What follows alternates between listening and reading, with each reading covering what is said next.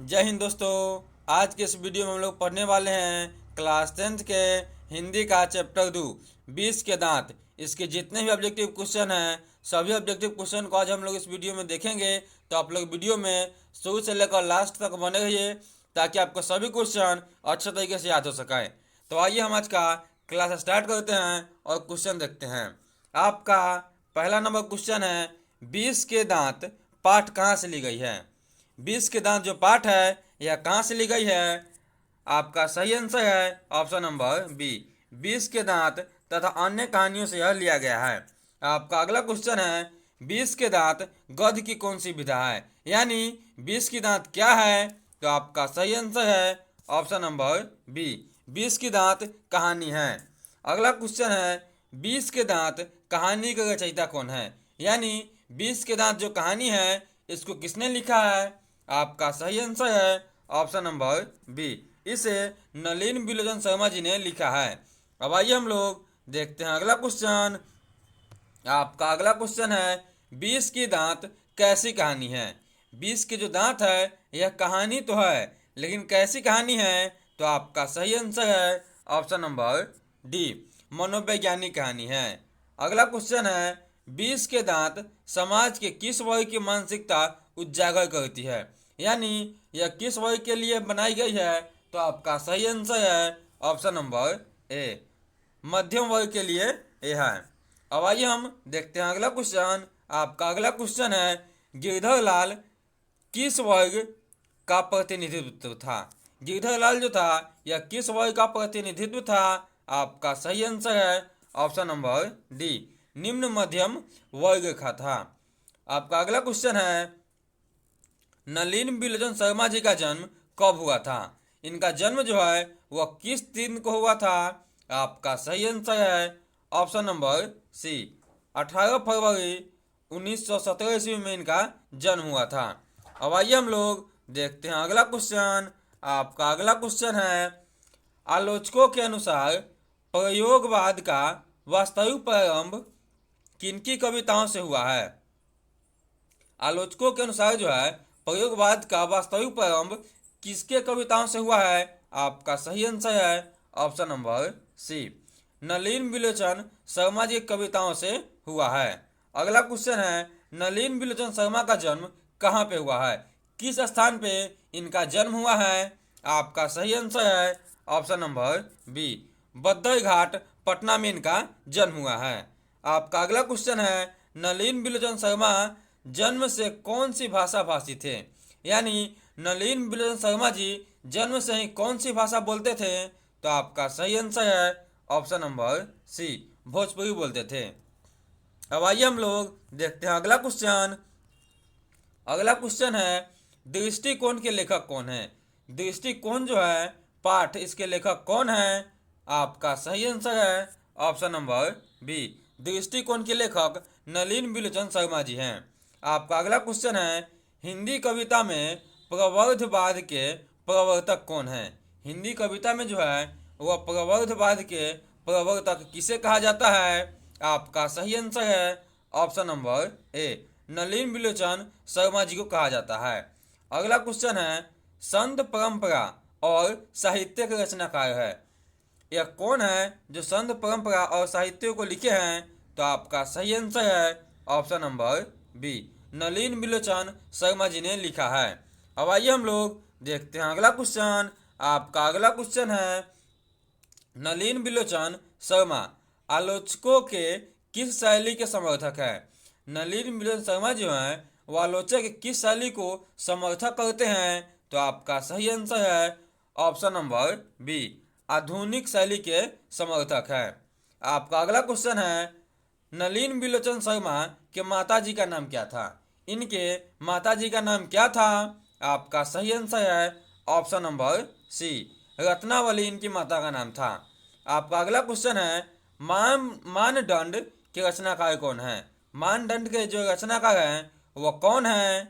आपका सही आंसर है ऑप्शन नंबर बी, नलिन बिलोचन शर्मा जी मानदंड को रचे हैं। अब आइए हम लोग देखते हैं अगला क्वेश्चन। आपका अगला क्वेश्चन है नलिन बिलोचन शर्मा के पिता का नाम क्या है। नलिन मिलोचन शर्मा जी के पिताजी का नाम क्या है? आपका सही आंसर है ऑप्शन नंबर सी, रामावतार शर्मा जो है इनके पिता का नाम है। आपका अगला क्वेश्चन है, नलिन मिलोचन शर्मा जी किस विश्वविद्यालय से संस्कृत एवं हिंदी में बीए किए थे? वह कौन सा ऐसा विश्वविद्यालय है जहां से नलिन मिलोचन शर्मा जी ने संस्कृत में और हिंदी में बीए किए हैं?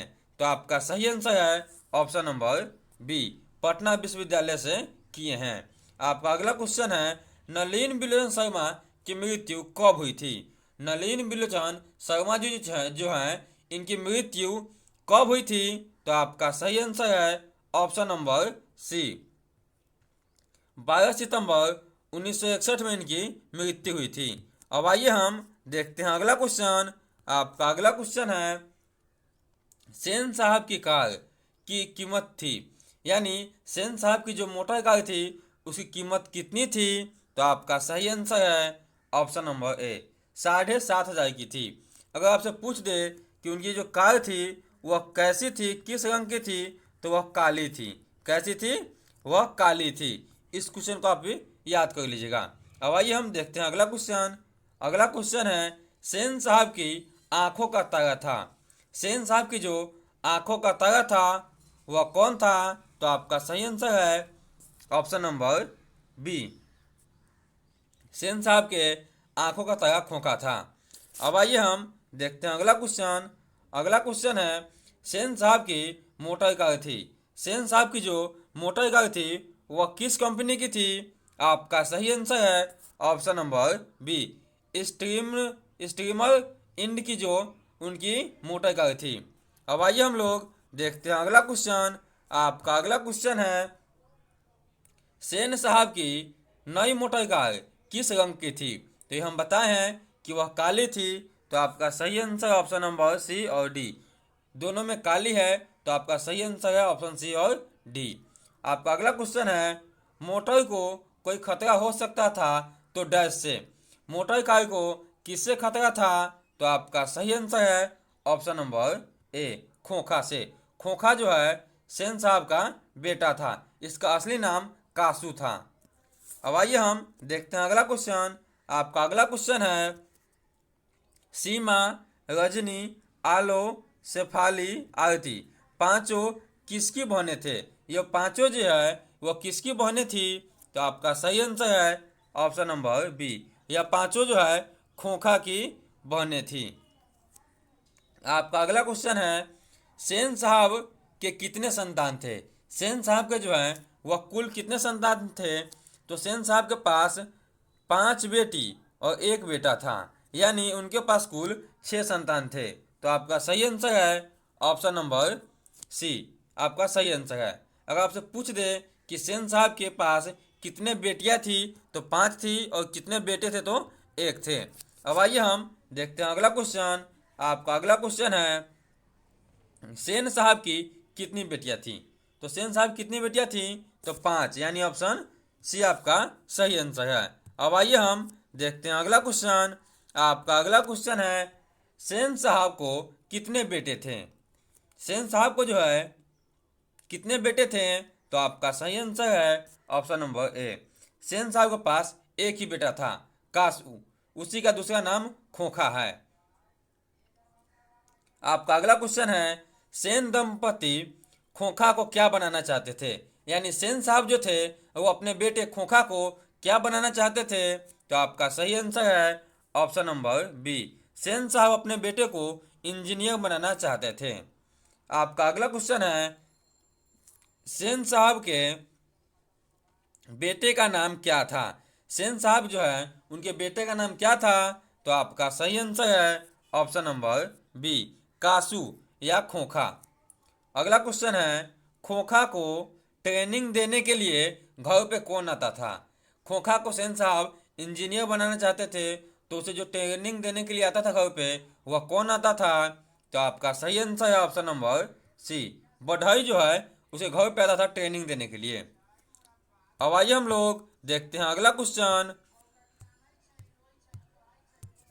आपका अगला क्वेश्चन है, मदन की उम्र कितनी थी। मदन कौन था, तो मदन जो है गिरधर लाल का बेटा था। तो मदन की उम्र कितनी थी, तो मदन की जो उम्र है वह 5 से 6 साल थी, यानी ऑप्शन ए आपका सही आंसर है। अगला क्वेश्चन है, मदन के पिता का नाम क्या था। मदन के पिता का नाम क्या था, तो मदन के पिता का नाम था गिरधर लाल, यानी ऑप्शन बी आपका सही आंसर है। अगला क्वेश्चन है, मदन अक्सर मार खाकर खाता या पीटता था। मदन जो है अक्सर किससे मार खाता या पीटता था, तो आपका सही आंसर है ऑप्शन नंबर सी, अपने पिताजी से। उनके जो पिताजी थे मदन का, वह मदन को अक्सर पीटते रहते थे। तो आप अब आइए हम देखते हैं अगला क्वेश्चन। आपका अगला क्वेश्चन है, मदन ने कासू यानी खोखा के कितने दांत तोड़ डाले।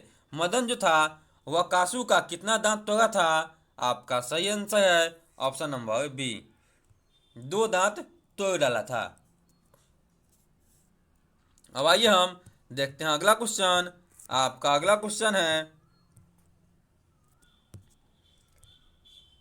किसके अनुसार सेनों के सिद्धांत को भी बदल दिया था। कौन ऐसा है जिसके अनुसार सेन साहब का सभी सिद्धांत बदल गया था, तो आपका सही आंसर है ऑप्शन नंबर बी, खोखा के अनुसार। अगला क्वेश्चन है, ऐसे ही लड़के आगे चलकर गुंडे, चोर, डाकू बनते हैं। यह पंक्ति कहानी के किस पात्र ने कही है। यह जो पंक्ति कहा है, ऐसे ही लड़के आगे चलकर चोर, डाकू, गुंडे बनते हैं, यह किसने कहा है, तो आपका सही आंसर है ऑप्शन नंबर सी, सेन साहब ने गिरधर लाल के बेटा मदन को कहा है।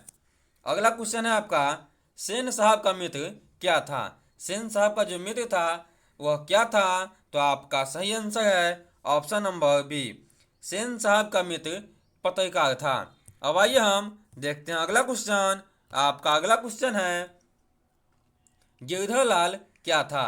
गिरधर लाल जो मदन के पिताजी हैं वह क्या थे, तो आपका सही आंसर है ऑप्शन नंबर डी, सेन साहब के फैक्ट्री में वह किरानी थे। तो इस क्वेश्चन को आप याद कर लीजिएगा, यह आपके एग्जाम के लिए काफी महत्वपूर्ण है।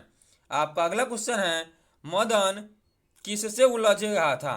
मदन जो है वह किससे उलझ रहा था, तो आपका सही आंसर है option number A, so far. So far को हम ड्राइवर भी बोलते हैं, ड्राइवर को ही हम सोफर कहते हैं। तो इसको आप याद कर लीजिएगा अच्छी तरीके से। अब आइए हम देखते हैं अगला क्वेश्चन। आपका अगला क्वेश्चन है, कौवा की जमात में शामिल होने के लिए कौन ललक रहा था। कौन ललक रहा था, तो आपका सही आंसर है ऑप्शन नंबर सी, हंस ललक रहा था। अब आइए हम देखते हैं अगला क्वेश्चन। आपका अगला क्वेश्चन है, लड़कियां क्या हैं, पुतलियां हैं। लड़कियां जो है क्या है, तो पुतलियां हैं।